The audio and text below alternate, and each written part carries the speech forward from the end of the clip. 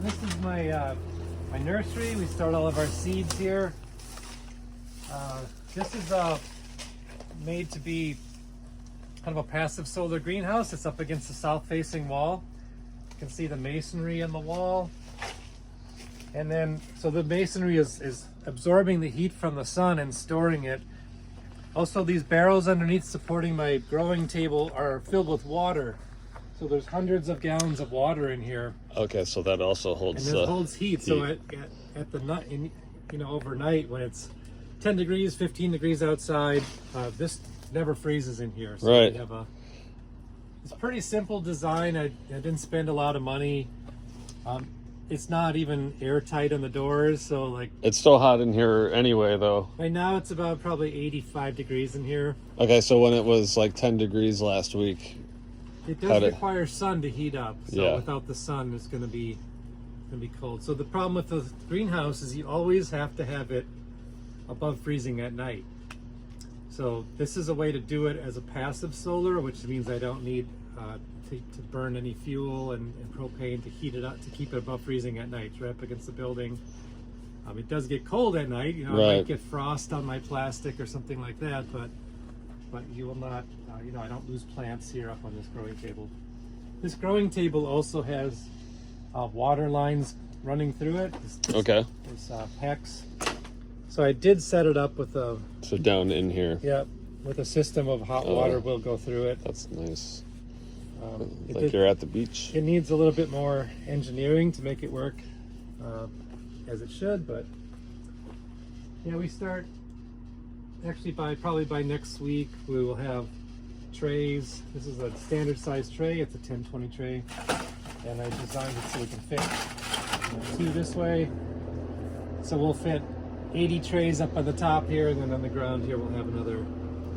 As soon as it germinates, we'll move it to the ground, and we'll have another 60 trays down here. So how many seeds are you starting this year? Yeah, we tried to do the math on figuring out how many. I kind of lost track after about 150,000. Yeah. So it's a massive amount of seeds, and you got to think that in a tray like this, that's not even that many seeds. I can put 200 seeds in there, and in fact, right. There's one of the.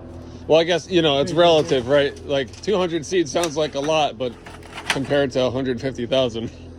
Right. So this is a 10 by 20, 10 rows this way, 20 rows that way, and it'll give me 200 plants, each one of these trays. So it really adds up fast. We're also planting and seeding from this week until probably into June. We'll be seeding every single week. It'll be another variety. It'll be succession planting. And so we start with the cold weather crops, all your brassicas, your cabbage, broccoli, your kale, your lettuce. And then soon after that, we'll get into peppers and tomatoes. Those need a little bit longer in the greenhouse, more like 8 to 10 weeks. And then we'll get into squash, melons, zucchinis, and succession plantings of all the other crops. Yeah.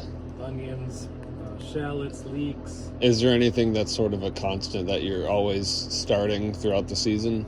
Yeah, if my goal is always to have lettuce for as many weeks of the year as possible. Yeah. And that's kind of how I set the mark for myself as a vegetable grower. If I could grow lettuce every week of the summer, that's kind of the highest point that I could achieve, I think. So currently we do have summer varieties of romaine lettuce, and I think last year we harvested the last week of July, which I was pretty happy about.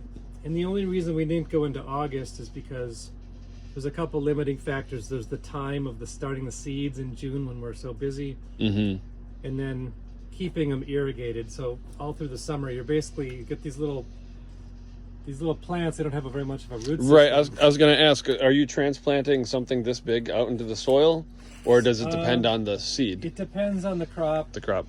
So sometimes we do, but more often we will transplant this into a larger container, which I don't have any with me here right now. And the reason we do that is because the larger, I mean, we like to have large plants when we're handling them to transplant. Yeah. Because we're mechanically transplanting them and handling them. So, you know, with the smaller plants, you just need to be that much more delicate. It's Sure. easier to break them. You know, I train my kids to do this, and at this point, my teenage girls are twice as fast as me probably at taking these and transplanting. I like to set a goal of 5 minutes for seeding a tray like this. Okay. My girls can probably seed in 3 minutes. And Yeah. I like to set a goal for transplanting. You know, again, it would be roughly 5 minutes, and they're doing it in 2 or something. So really, it's all about speed when you're handling this many plants. Right. Yep.